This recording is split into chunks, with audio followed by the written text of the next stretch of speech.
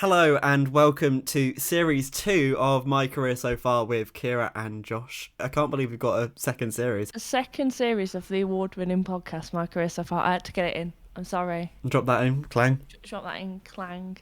This episode, and to start a new series, we have the one and only Ben Sheppard. Not the one off the TV, as Not we tipping discussed. point, not this morning. No, of Capital, North West and North Wales fame, mainly. And we get... It's like a therapy session, this one. Yeah, it's my therapy so far, I think.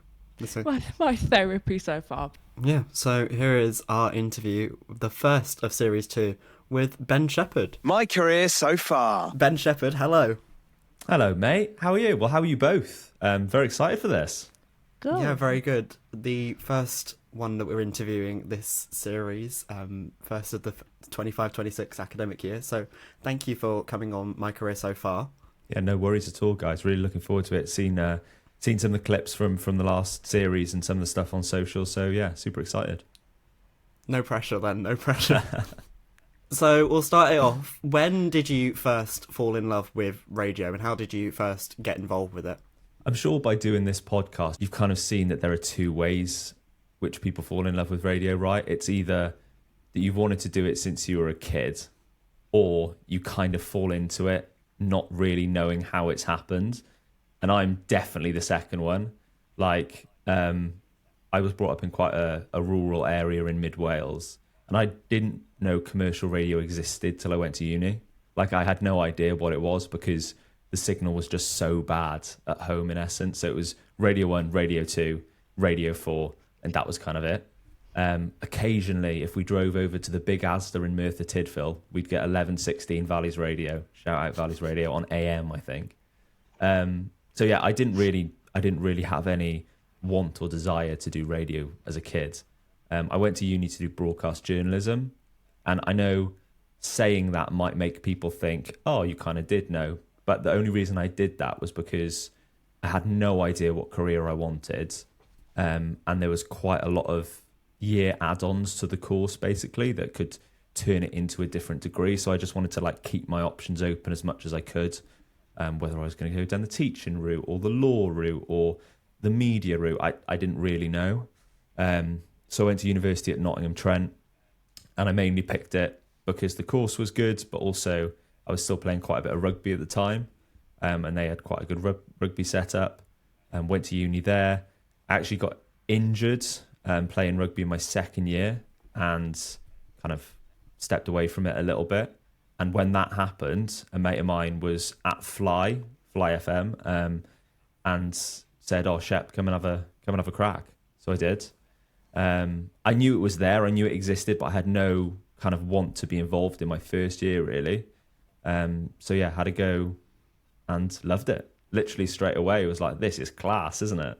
So that's kind of like my first foray, if you will, into radio.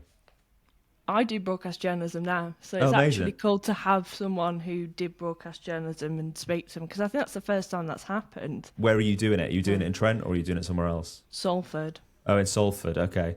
Yeah, I can't remember if that was around when I went to uni or it was just starting up, those courses in Salford. But yeah, I never even applied up there. To be honest, my even getting to uni was pretty ropey, because I don't know if I should admit this really, but I'll do it anyway. I kind of had my heart set on going to City of London, just to do straight up journalism, and I went to visit it, and it just wasn't for me. Like, small country boy going into the city, like, it was terrifying, if I'm being honest. It wasn't really a campus uni, and yeah, I think I kind of overestimated like what I was going to be able to deal with at that age. But because I had my heart set on there, I just didn't go to any of the other interviews that I had set up, which means obviously they all reject you, right? And with Trent, they actually let me then do the interview process from home, because I said the letter got lost in the post. I don't know if I should admit that, but I did say that. Yeah, they let me do the interview process, and I got in. So, do you know what? If I hadn't been to Trent and if I hadn't discovered Fly, like, I've got I've got no. I'm not under any illusion that I don't think I would have discovered radio if I'm being honest. Wow. I didn't really expect that. Yeah. I think I suppose Fly FM is now Fly Live, so it's sort of gone through a transformation now. What was student radio like when you were there? Yeah, like we were my year, the year below me, the year below that, and then the year above.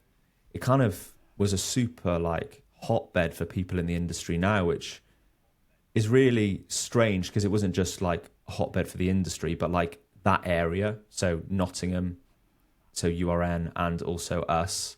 At the time, there was so many people, and just in my year on my course, it was me, George Godfrey, who was on Radio X for years, and Jack Saunders. So like we were in the same year in uni, in Fly at the same time, and we were like really close mates. So it's like, and that's just 3 people that went into the presenting route, but there were so many of us that went, or so many people that went like right across the board and have done production, or who were presenters, or have gone into like media and audio in another space. So it was a real hotbed, and I think looking back now, I realised like quite how lucky I was to be surrounded by all of those people, because we all kind of made each other better in that instance, not really knowing that we were all going to kind of pursue a career in it down the line. But yeah, it was, looking back at it, it feels like I was very lucky to be in a space with a lot of very talented people, because there was a lot of an amazing output that came out of those stations that couple of years, and particularly Fly. Like we went on an absolute tear at the SRAs, and it was class. I think it's nice to be able to have that freedom in student radio to do like fun stuff and like make mistakes, and just have that freedom essentially. Yeah, man, definitely. Like you're honing your craft, right? Like if you want to do this for the rest of your life, and if you want to like earn a living from it, whether it be production, presenting, another job in the audio space, that's the first thing that you're doing. Like most people go to uni and discover radio through student radio, even if they've wanted to do it since they were a kid. Like most people don't do the hospital community radio route. Most people do the student radio route. And what that means is until you get there, you've probably never done it. Like you might have wanted to do it, but you will have never done it. So you're at ground zero. If you relate it to like sport, right? A lot of football players have been in academy since they were like 5 or 6, and then they're 20 playing at the top level. Well, our academy, in essence, as presenters, as broadcasters, as producers, is student radio. So to have the freedom to make mistakes and learn, and to try things and realize things don't work, and realize things do work, and meet people, like it's an amazing place and an amazing thing to have, and why I will always be a supporter of the SRA and do as much as I can to help as many people to get into audio. I think the SRA is so important. I mean, I'm the chart officer now, and I've only just realised how important the SRA is, and what it does for student radio, really. I mean, my other half is also part of the SRA, and you sort of... I knew it was a thing before I joined sort of Shock, but you don't really realise how important it is to student radio. Yeah, I mean, it's the bedrock, right? Like without it, a lot of this stuff doesn't happen. It's like the governing body, the thing that everything kind of centres around. And I think that's why it always needs to be strong. And that's why there always needs to be good people and passionate people involved in it, because without that, you don't have a central hub for people to have that connection with other student radio stations. So I think it's incredibly important. The awards are amazing and very important. The conference is arguably more important, even though, you know, sometimes people don't see it in the light of the awards, but they should, because that's like, you know, that's where you're going to get some real knowledge from industry leaders. It's an amazing, amazing thing that has been created, and I just hope that it is kind of nurtured and nourished throughout the years, really. Otherwise it will be at the detriment of student radio. So after you finished at university, what happened next for your career? Yeah, man. Well, look, it was a bit different with me, really. Like it was all quite quick. So in my second year when I started student radio, I ended up winning Best Newcomer. And so that was obviously really cool. At that time as well, I was interning at what was then Capital East Midlands with Dino and Pete on The Breakfast Show. Just kind of doing everything that I could, making myself indispensable. Dick Stone, who was the program controller at that time, he said that to me very early on, and I something I try and say to so many people. And if I'm giving feedback to demos or whatever, I always say it like, make yourself indispensable around a radio station. If you want to be a presenter, great, but don't just do that when you first get into intern or to learn your craft in these stations. Like, do everything, say yes to everything that you can, and make yourself indispensable, because at some point, if you do that, they will need you to do something. So yeah, I was doing that, one newcomer, and then off the back of that, I got some cover on Capital South Wales at the time. I'm from Mid Wales originally, so like that was a really cool thing for me to do. And this is kind of between, sending 1,000,001 emails and trying to do as much experience in as many different places. The things that everybody goes through, right, that are passionate about this. My first daytime show, and this was obviously when stuff was still a little bit more localized, was actually on Christmas Day. I've got the logs over there, actually, I think 12 years ago now, probably maybe 12 and a half. And there was a snowstorm, and I've got to drive over the Brecon Beacons to get from my house to Cardiff, where the studios were.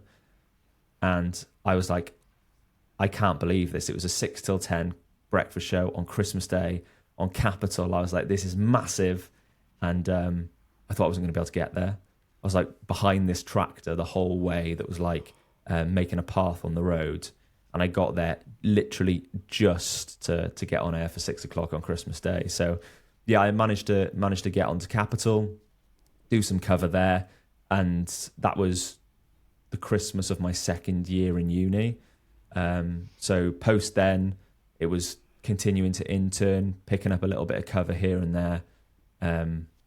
But yeah, I then had like a bit of a moment where I was like, oh, I don't know, like, is this going to work out? Like, when you're really hungry in student radio, right, stuff feels like it goes slowly, even though when it's going really fast. And I remember actually thinking at the time, like, am I going to get anything here?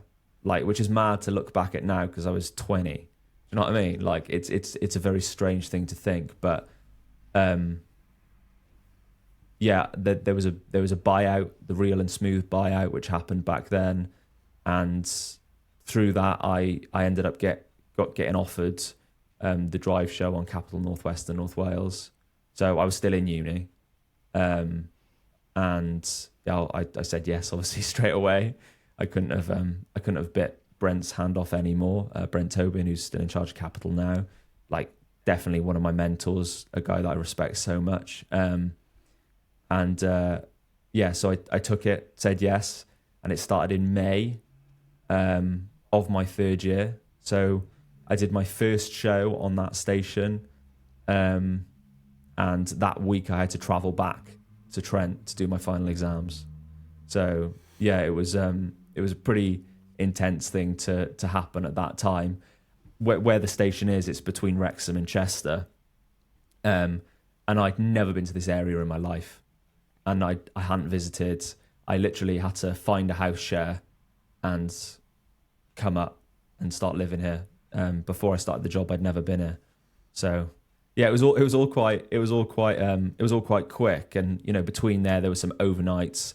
There used to be like local opt-outs on Capital and stuff like that for new people, and I did some of them in Yorkshire and Cardiff and Manchester just to kind of get myself kind of ready, I guess. But then it was, yeah, here's your show, Capital Drive, go and do it, which was amazing. I get what you mean when you're saying about how you think everything's going really slowly when it's going really quickly. There's definitely something that I've experienced. I don't know about you, Kira, but it's just, you don't realise like how much stuff is going on when it's actually going on, and like by the time it's all finished, you feel like you look back and it's like, oh, I've done all of this stuff. Yeah, I was having this conversation with somebody the other day, actually, and I think it's something that we as media people or in this kind of space maybe don't do enough of, kind of looking back. And I'm not going to say smelling the roses, because that's the wrong way of putting it, because I never do that. I kind of want to keep moving forward if I can. But when you write everything down that you've already done on a piece of paper, which we don't do very much because we are always moving forward, it is like, oh my God, so much has happened. And I think it's actually quite a powerful exercise to do every 6 months, whatever space you're in, but particularly in kind of like audio and what we're doing. Like, make a list of the people you've talked to, the things you've produced, the shows that you've done, the people that you've met in the last 6 months, and make a kind of point to do that every 6 months. And I think that will then make you realize, oh my God, like I have done quite a lot here. Like, looking back at that time, it was like 3 months, right? And I was like, from covering Christmas and like loads of shows over Christmas to then thinking, oh my God, I'm never going to have a job. And then which is a mad thing to think now, but that's how I felt in the time, because it is such a competitive industry. But I think you've just got to remain positive, keep working hard, keep taking those steps, keep meeting those people, keep making the audio, keep sending those emails. As long as you keep doing that and you've got that talent and that backing, you are going to get somewhere in the industry. It's crazy to me that you did your first Capital show at 20, because we're both 20, and I just couldn't imagine doing that now. That would, you can't do it now, but it just makes me think that if we were like born 10 years earlier, what would have we been doing now? I don't know. Yeah, I mean, I think I was probably a little bit of an anomaly in that instance, going straight into a drive show. There was weekend shows then as well, so a lot of people had weekend shows, people like Tom Watts and a few other people like that. Obviously Tom's still on the network now, and people kind of went through those weekend shows, I guess. But I think, yeah, it was quite, I never did a weekend show. I did kind of as an add-on to my drive show, I did 6 shows a week, but to start with, but to go straight in wasn't really a thing. So yeah, I wouldn't kind of dwell on that too much in terms of the age. It was just kind of right place, right time, which is a big thing. And also like the right situation was happening. But I think I do believe in right place, right time, but I believe that you put yourself in the right place at the right time. So I think people should never think of that sort of thing as luck. You know, like some people say, oh, you were just in the right place at the right time. Not to me personally, but I know people that have said that to people over the years, and I'm like, yeah, but that person had to put themselves there. I think that's a really important thing to kind of keep in your head when you're kind of getting into this industry. It's like, it's up to me to put myself in those positions. So how many of those positions can I put myself in? Because if I keep doing that, it's likely that at some point someone else is going to put me in a position, if that makes sense. So how was it then? Because you sort of did a lot of student radio and then you're on Capital. How did you have to sort of adapt your presenting style, or did you? Did I? Not really, to be honest. Like, I always felt so much freedom at Capital. Like, I know some people say that maybe it you know, when you say Capital, sometimes people think of like being constrained or whatever, or like having to talk quickly and get through stuff. But I never felt like that. I always felt incredibly creative on Capital, and I kind of had the reins to, within reason, do what I wanted, right? So I did drive for a couple of years, and it was a very content heavy show. Like, it was something that I wanted it to be, and it wasn't too far from what I was doing on student radio at all. And I think that's why I then I moved on to breakfast quite quickly. So I moved over to, when Graham and Sarah, who launched the breakfast show, went over to Capital Liverpool, I then moved on to breakfast and ended up doing that solo. And I think I was the only person to do it solo at that time, and the youngest person to do it. And it's like, I think the reason I was able to do that was because I didn't kind of step away from what I was doing at student radio too much, because I wanted to keep that content. I wanted to keep my personality. I wanted to like be Ben on Capital. Do you know what I mean? I wanted to be that person. And again, that's only thanks to the people that kind of helped me get there in terms of the bosses, people like Brent, people like Paul Gerard, people like, program controllers at that time that really helped me and kind of, just gave me the confidence, I guess, to do it. Doing the breakfast show then I'm really bad with years and numbers, but I think it was about 4 years until the first batch of deregulation happened, was one of the funnest times I've ever had. It was just such an unbelievable time. I felt very free and very able to do kind of whatever I wanted to do, honestly. Well, it's funny that you mentioned that, because I've got a video clip here that dates back to 2017. It's you visiting. All right, Kira, can you're laughing already? Sorry, I actually this video makes me laugh. It's like other videos I go back to when I'm having a crap day. Honestly, what am I doing, Josh? What am I doing? It's a video of you visiting Screamakers, which I believe is like a good lord, park. We can't do it with that here. Mate, we're trying to... Mate, we're trying to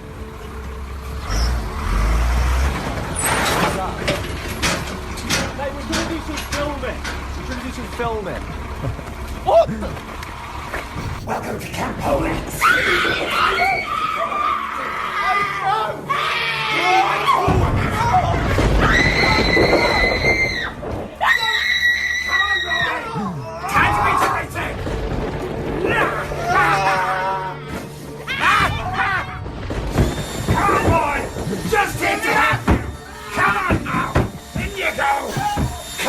So, like that coffin, mate, trust me, it was not a nice experience. It was awful. So, hated it. To explain what's happening, because obviously in an audio form that doesn't sound the best. Could you explain what happened there?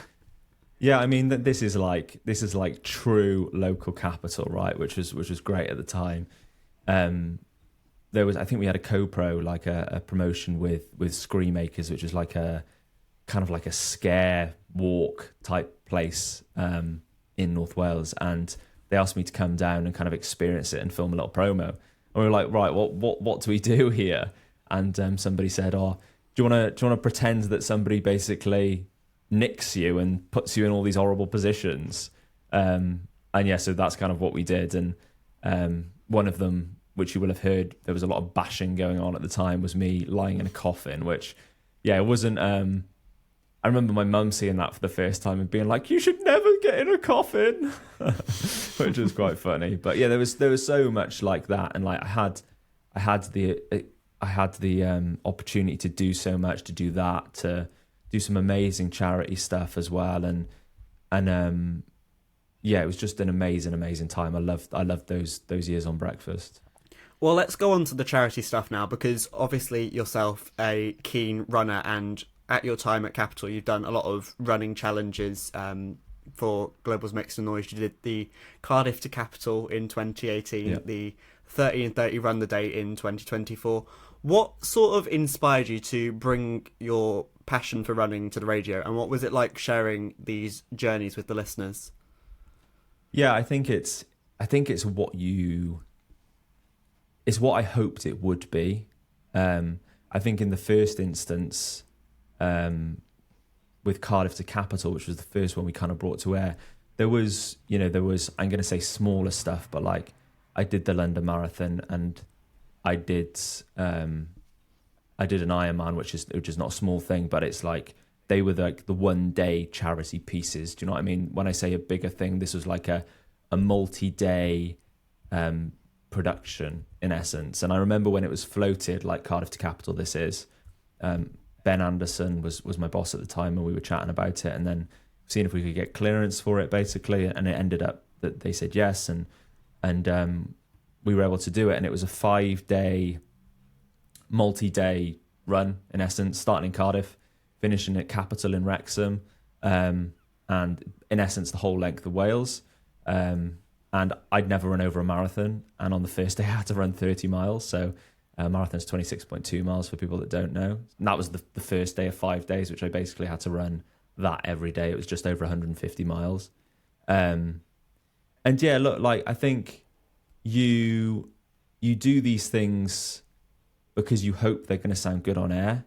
You also do these things because you hope doing something more extreme will raise more money, more awareness. And from a selfish point of view, you do these things as well because you want the experience, right? So who can say they've done that or have had the opportunity to do it? And did I know I was going to be able to do that one specifically at the time? Probably not, honestly. Like, I do like putting myself in situations where I don't 100% know, like, if I'm going to be able to do it. And at that time, I did not know if I was going to be able to do that. And I think on the third day, I kind of broke down a little bit because I was so tired. Like, I was just in a world of trouble, basically. And like, I was very emotional on air, and that doesn't really happen if it doesn't mean something to you. And it really meant a lot to me. So being able to do stuff like that, like Cardiff to Capital, like you mentioned, the 30 and 30 thing that I did last year, and actually the biggest one that we probably did, which wasn't a multi-day thing, but was a single day thing, was around a grass 400 meter track for 24 hours. And that was just off the back of COVID, and we did a bit on the breakfast show with Roman at the time, and that was the hardest thing I've ever done, because it was kind of to mirror the monotony of lockdown, and we were raising money for people that were affected really badly by the lockdown, and some of these amazing charities that were being supported by Global's Make Some Noise at the time. And I remember just an outpouring of sort of support, because everybody was in the same boat, and at that instance I was just the vehicle, right, to raise the money. I was just the one willing to put myself through that pain, but there were so many people out there that were suffering way worse than I was, and I kept telling myself on that, like, and this might sound a bit mad, but like, this time tomorrow I won't be running anymore, but this time tomorrow so many people are still going to be suffering in a magnitude of ways that this charity is supporting, so I can get through it, because when I get through 24 hours, it's done. They're going to have to get through every day, right? So it was an amazing place to have the freedom to be able to do that sort of thing. I was always trusted to do that sort of thing. We raised loads of money over the years on both breakfast and on drive with these silly challenges, I guess. And it was amazing to be able to share my passion as well, and hopefully get other people moving, and maybe, then thinking about how they could do something for a charity in the future too. I remember seeing Cardiff to Capital on sort of socials in 2018. I thought, you must be mad, especially the clip of you crying. I showed that to my mum, and she went, I think I said something on the lines of, "Oh, did you know Ben Sheppard from Capital's running from basically Cardiff to what is, well, near Wrexham?" She went, "Is that the one off Tipping Point?" I went, no. No. Yeah, I've had that a few times, Kira. I've had that a few times. No, but I remember watching that going, oh my God, like, that is extraordinary, really. Yeah. And it sounds weird to say now, but like, after doing some other stuff, like, that almost feels like the start of the other stuff that I've done, if that makes sense, because it was more than the run, really. Like, I would say that it was more of a mental challenge, the getting up, the moving, rather than a physical challenge. Like, I was physically in a position to be able to do it. I knew I was fit enough to do it. I knew I was going to be able to suffer through it if I had to. But it was about the getting up and going every day, when it's very easy to say no or stop, right? And it's like telling yourself, don't stop for 5 days, rather than telling yourself to not stop for 5K. But I was so happy how it came out. I'm so happy how it sounded. I listened back to some stuff not too long ago. I've got, literally in my office to the left of me here, I've got a map of Wales with the route drawn on it, which is all signed. And it's an amazing thing to have. it's massive. Otherwise, I'd go and get it off the wall.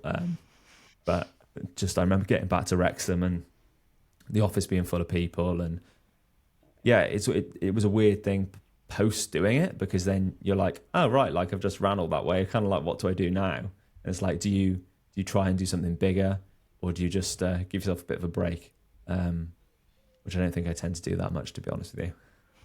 I relate to that, and I'm not an avid supporter of burnout, but I've been through burnout myself, so I know what it's like. But Yeah, backtracking to your namesake, the famous Good Morning Britain tipping point presenter, I've got another clip from a few years ago now, which I will share. Oh, I know what this one's going to be. It's come to my attention that there is a person in South Wales impersonating me. There is only one Ben Sheppard. I can't believe that he changed his name by default specifically to be Ben Sheppard, to try and ride on my coattails and get into the world of entertainment. We've been trying to take out the injunction against this wannabe Ben Sheppard. The restraining order hasn't worked. He has heard from my lawyers, but if anybody sees this man anywhere, do not approach him. He is very, very dangerous. He's a fantasist. He's imagining all sorts of strange things. And quite frankly, he's a danger to himself and others. Report him immediately to police. Now then, this is your Crime Watch report over on Ben Sheppard. Don't approach him. Don't go near him. Don't have nightmares, kids.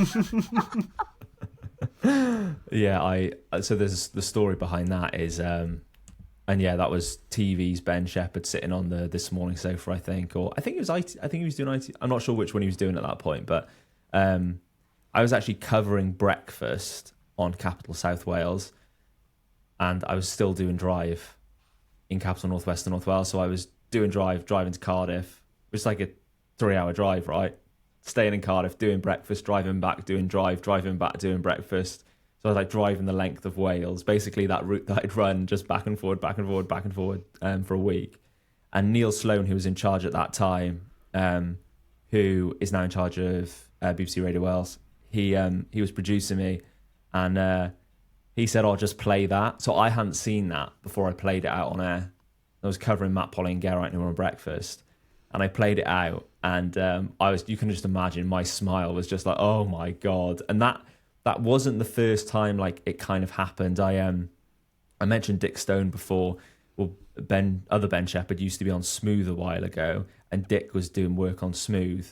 And I was in CBJ, the Centre of Broadcasting and Journalism, in uni, in my second year, just started radio, but I was interning at Capital and doing all that sort of stuff. And I got an email from Dick, and I opened it, and it was Ben Sheppard in a Smooth studio holding a frame that said, holding a piece of paper that literally just said, "There's only one Ben Sheppard." And so that was the first time. And then post that, we also went and did the Ninja Warrior press day. And there's a photo of me and him sitting together, basically. And it's like the amount of people are like, "Oh, when worlds collide." It's like, I mean, I think it's a bit of a blessing and a curse sometimes, to be honest. But it's just a funny thing, isn't it? It's one of those. I used to, you don't even know this, Josh, but I used to go around quoting that video because I had a teacher at primary school, this is going like 10 years back, that looked like TV's Ben Sheppard. So that whole video gave me content for about 6 months. So, oh God. That's fantastic. Where did you live then, Kira, growing up? Well, I lived in the Midlands, so... Oh, okay. That's where I am now. Funny, actually. Yeah. Is it? Yeah. It's very funny, like to have those experiences, and like, again, as I say, it's like looking back on those things, isn't it? You kind of forget a lot of this stuff sometimes. So like until you have a conversation or sit down and think about it, and it's probably what this podcast does so well, right? You probably have a lot of people reflecting on lots of stuff, which is quite cool. Well, going forward to the current day, now that you've left Capital, you're doing a lot of freelance work on Absolute. You've done some work on BBC Radio Wales. We talked about earlier how you didn't really change your personality when you were presenting on student radio versus on Capital. Do you do the same when you're presenting on like Absolute versus like commercial radio versus like the BBC, or is it the similar? I think when I say I didn't change what I was doing, obviously I was on breakfast then, and then I actually moved back to drive after Dereg 1, the first time that it happened, and then obviously having just left. I think there's different ways of not changing, and I think I've always been very content heavy, right? That's just how I am. It's just as a presenter, I'm a quite content heavy presenter.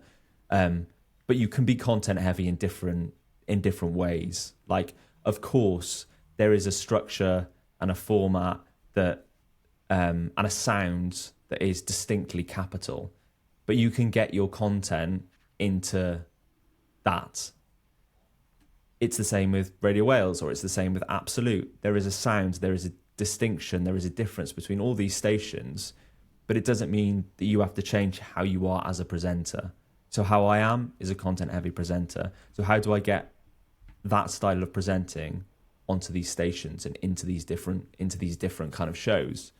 In terms of the style, like it is different. Like the BBC is incredible. Well, Radio Wales, the show that I've been covering specifically, is very relaxed, a lot of fun. One of the funnest shows I've ever done, to be honest. It's 70s music at 7, 80s music at 8, and 90s music at 9. I have a lot of choice in the music. I've got a lot of freedom in what I talk about and how I talk about it. And I love doing it. It's a great show to cover and do. And I'm so happy to have come out of Capital, which, for me was very strange because it was my entire adolescence and kind of not adolescence, but my early adulthood, basically. I was there for 12 years from when I was 20 to 31. So it's a hell of a long period of your life, right? It's the one place I've stayed for the longest in my whole life. Like, you don't do uni for that long or school for that long, or like I've never lived somewhere for that long. It's like, it was a very, very special time for me, and I will always love Capital because of what I had in that time and the people I met and the experiences I had and all of that. But now to come away from it and be able to do all these different things as well also feels amazing. And I'm really happy that I'm able to do the Absolute stuff, to do the BBC stuff. I do a lot of freelance presenting. I've got a podcast. I produce other podcasts. I work for a company called Run Through as well. I'm the head of production and doing a few other bits for them. And there's so many things you can do in this industry, and so many avenues you can go down now. I think sometimes people think it's getting smaller, but I think in a way it's probably getting bigger, and it's just really exciting about what is to come in this space, I think. So, I mean, I've gone off topic a little bit, but to get back to your question, like, you do kind of change your style, but that doesn't mean that you have to change who you are inherently as a presenter, if that makes sense. Yeah. Let's quickly talk about this running podcast. Can you tell us a little bit more about it, what it is, what it's about? Yeah, so I've been working for a company called Run Through for about 7 years now, to be honest, hosting events and doing all sorts of other stuff. They're the biggest running company in the UK, 350 plus events. And then they've got events in Europe, events in America. As we're talking, it's the 29th of August, and on Labour Day, which is in a couple of days in the States, it's the first event in Philadelphia, fully road closed event. And yeah, Matt and Ben are the two founders of Run Through, and they spoke to me just after lockdown and asked me about doing a podcast. So I was already doing a lot of event hosting. So we started it up. It was called Gone Running. And running is kind of the DNA that kind of flows through the podcast. That's the connection. But to be honest, most of the conversations are not about running at all.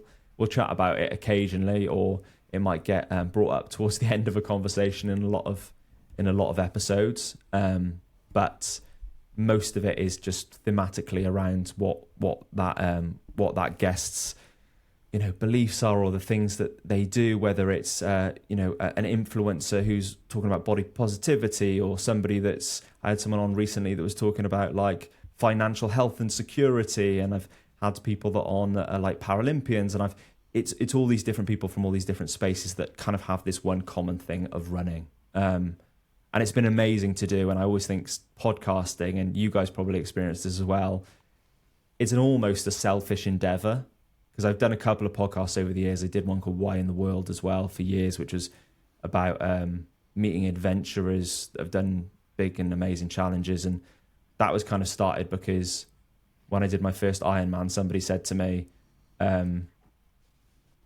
what the F are you doing that for? And I was like, I can't call a podcast What the F, so I'm going to call it Why in the World, because it's just a little bit cleaner.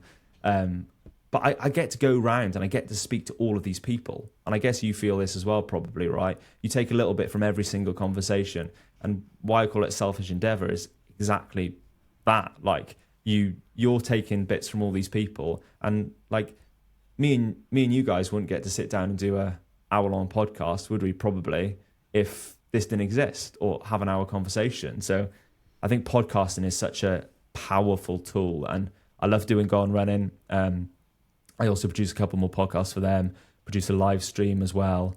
And as I said, like heavily involved with the company. So it's an amazing company, an amazing group of people. And I've loved working for them for 7 years and will continue to do so alongside all my radio stuff too.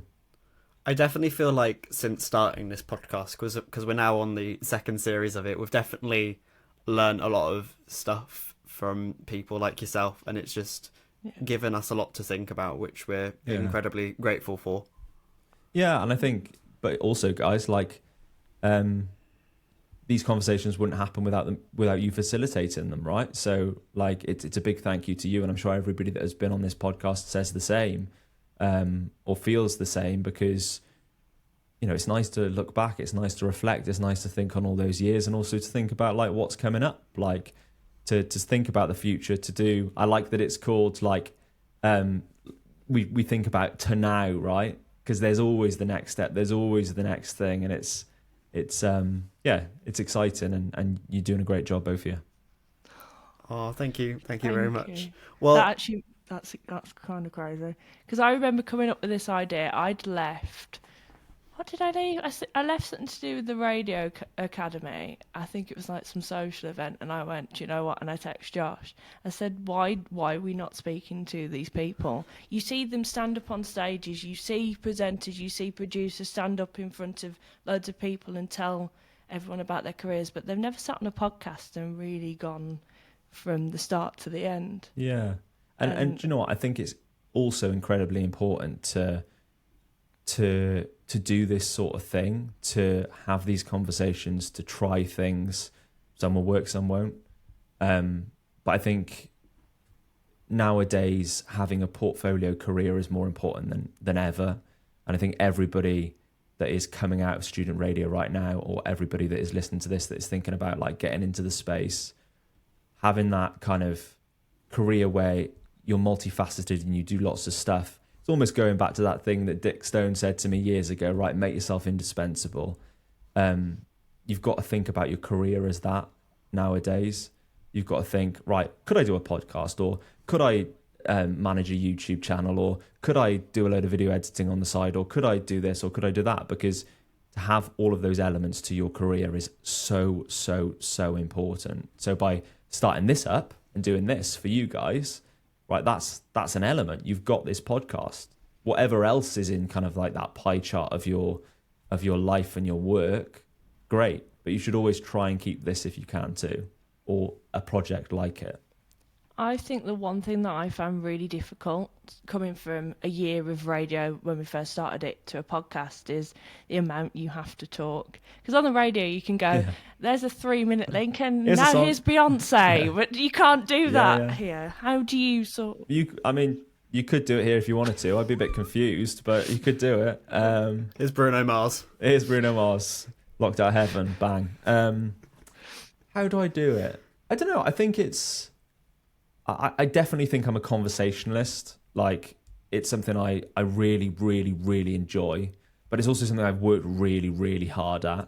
And I have done probably 250 episodes of podcasts between the things that I've done, right? And I've probably edited another 200, maybe more. So you kind of understand what is a good podcast and what is a bad podcast. And I think I was speaking to somebody, I actually did an interview yesterday with a girl called Emily, who's like a big fitness influencer, sort of 400,000 followers, and it was her first ever podcast. And she said she didn't tell me till after the fact, and she said like, thank you for making it so easy. And I think that for me is like one of the nicest things to hear. Like if somebody says thank you for making this so easy, it's like you've given them the space to do it. And the main thing that I always say to anybody that is trying to start having conversations or doing a podcast is just listen, because so many people will have a list of things and questions, and to have structure is a good thing, but to be able to mold that structure during a conversation is more important. Listen to what that person says and ask questions on what they've said. It's not an argument. Like inherently people, when they argue, don't listen to the person's answer. And I'm sure we've all listened to podcasts as well where that is basically what's happening. It's like you're not listening to what the person's saying. You've just got a list of questions and you're asking the next thing. Always come back to a previous answer or a previous topic or a previous theme. Make that person feel connected. Make them trust you, because then you're just going to get more out of them. Better content and a better show for you guys. Yeah. I agree, though, because I've listened me and Josh, by the way, I don't know if anyone who listens to this podcast knows, but me and Josh come in with no written questions. It just comes out. Which is great. Because it just, when I've listened to other podcasts, you can tell when they're sat there with like a piece of paper and an iPad, and it's like, it's all written out for them. And it sounds, to me, slightly clunky. But when you've got a conversation, sort of like we're having, where it's not planned, it's a lot more natural, I think. Yeah, I always have just like some points. Right, and yeah, that's what we have. Just some like bullet points, some things that I want to kind of touch on, and sometimes I don't even touch on them, because if the conversation goes down another route completely. For example, this conversation yesterday, I knew there was going to be kind of a bit of a conversation around body image and body positivity, but then we kind of got onto the fat loss jabs and stuff like that are a big thing at the moment, and I wasn't expecting to go there, but we went to that point, and then it turned into 20 minutes on there that I was not expecting, but was so valuable. And it was such a almost probably the best bit of the podcast. But if I was really structured, I would never have got to that point, which is I think it's a skill to have, but a very important one to just practice and hone. And having conversations means you're better at having conversations, which I know people don't kind of think about sometimes, but it's a skill like anything else. Yeah. Do you two both enjoy doing the podcast? Yeah. I think I used to sort of dream of doing something like this, because I used to sort of, I was a bit lost before I came to uni. I knew I wanted to do radio. It's like I wanted to do radio, and that's all I want to do. But I felt like I was on my own for that. Like I had friends here who, when I talked to them about radio, it wasn't their thing. And I just felt a bit alone. But then I met Josh, and then doing this, it's like I'm fulfilling what my childhood wanted me to do. So it's kind of a dream come true, really, to speak to people like yourself and other sort of presenters that me and Josh have both looked up to. And like I said again, like it's an exciting thing, and it's just one of those things that you should, if you enjoy it and if you're passionate about it, always keep moving forward with it. Is it the same for you, Josh? Have you kind of felt through season 1 and on to season 2 now? How's it developed for you, sort of being in this space and doing this thing? Have you learned a lot of lessons and stuff? I mean, going into it, the first time we did something like this was very nerve-wracking. Like like Kira, I'd just done the radio and I hadn't really considered a podcast. But now that I'm getting more and more into it, and I'm speaking to people like you and like planning all of like the documents that we use to like prep stuff, I'm actually like, it's very cathartic in a way. Like I feel like I'm getting a lot out of it, which I'm really appreciative of. Good. Look, there, I've just turned it around on you two there now, haven't I? That always happens. Yeah. Every single guest, it's turned around and there's about 3 questions asked. That's the radio people, unfortunately. There's always going to be questions. But we love it. I suppose you're sharing your sort of career with us, and then we're sharing what we're doing. And obviously, I guess it's a bit different now because we're entering an industry where it's maybe slightly harder to get radio opportunities. So it's it's definitely interesting to see what it was like. Yeah.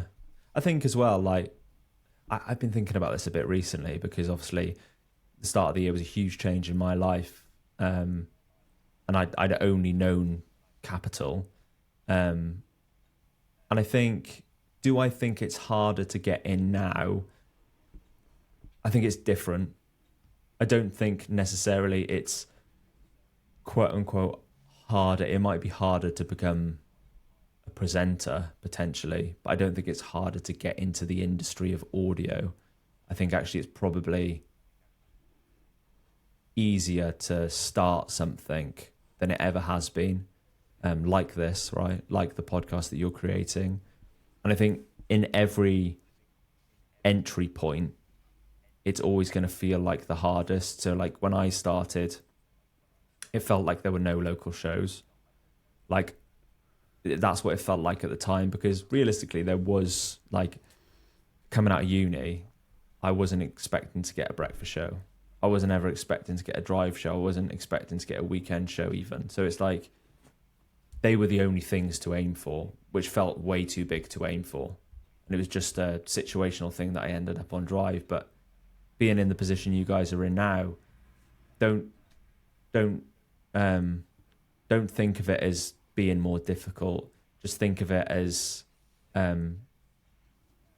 keeping those steps moving forwards, keeping making positive choices, keeping meeting people, keeping having these conversations, and just keep pursuing what you want to do, because there's no reason in a growing world of audio that couldn't happen for you guys. So yeah, never feel negative on it.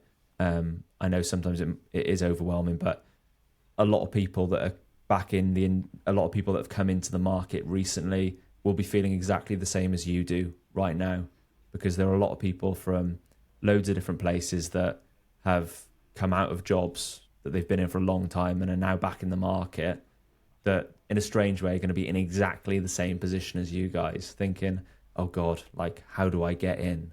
How do I keep this going? How do I maintain my career?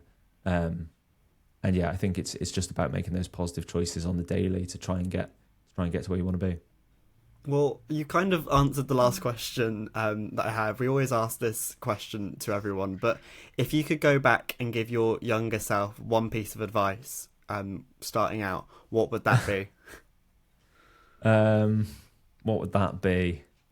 I'm trying not to go down like the comical route of, like, you know, don't have that final shot at the SRAs or something like that. But always have that final shot. Why not? I've had that. I've got a story I'll tell you off air. Okay, good. Okay, off air. I like that. I've got a few of them as well, Josh. I'll be honest. I think. Do you know what? I think I'd just say, just keep doing what you're doing. Genuinely, like, because I genuinely wouldn't have changed anything. I know people say that, but standing here in the position that I'm in now, like, a lot has happened over the past 6 months. There's been a hell of a lot of change in my life, and I still would have wanted to get to the point where the change was to happen, and I have just enjoyed my whole career to this point exactly how it's happened, to be honest. Maybe I'd say, like, when you do these silly running challenges, take a little bit more Vaseline or something like that, because the chafing has always been terrible. Oh. But other than that, it's been an amazing industry to be part of for so long, and an industry that I want to be a part of for the rest of my life. So I've got so much to thank radio for, and so much to thank student radio for, so much to thank the SRA for to thank Fly for, and to all the people that have helped me along the way and get to this point. And then, you know, we'll see where the cards fall and what happens next. I feel like I've redeemed myself, because you came to Demo Factor earlier this year and did the first day of SRACon. I did. Yeah. And I did. I saw you at the bar, and I went, and I was with people from the SRA, and one of them is now my colleague. But I went, oh, that's Ben Sheppard. And they went, huh? And I went, no, it is. And I just couldn't go up to you. I was like, oh, I should. Ah, don't be daft. That's always something I would say as well, is like, every single person in this industry has been exactly where you have been, right? They know exactly how you're feeling because it is such a small industry, and because everybody has the same worries and everybody has the same thoughts and everybody has the same doubts. Every single person will help you, will want to help you, will give you advice, will talk to you about the future of audio and radio, and never be apprehensive or worried or scared to approach anybody, particularly in those situations, because they're there to do exactly that, right? One thing I love so much about this industry is how welcome it is, and how sort of it does feel like everybody wants to help everybody, particularly where I'm kind of standing anyway. So I think ask those questions, shake those hands, have those drinks, send those emails, lots of emails, and it'll work out. I've quite enjoyed this. Yeah. It's been like a therapy session. It felt like a therapy session. I've loved this. This is brilliant. Good. Oh, wow.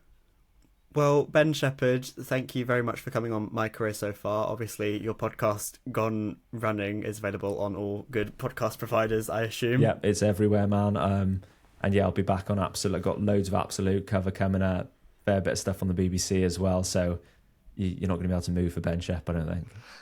What we like to hear. That's what we love to hear. Ben Sheppard, thank you very much for coming on My Career So Far. Thank you both. Appreciate it.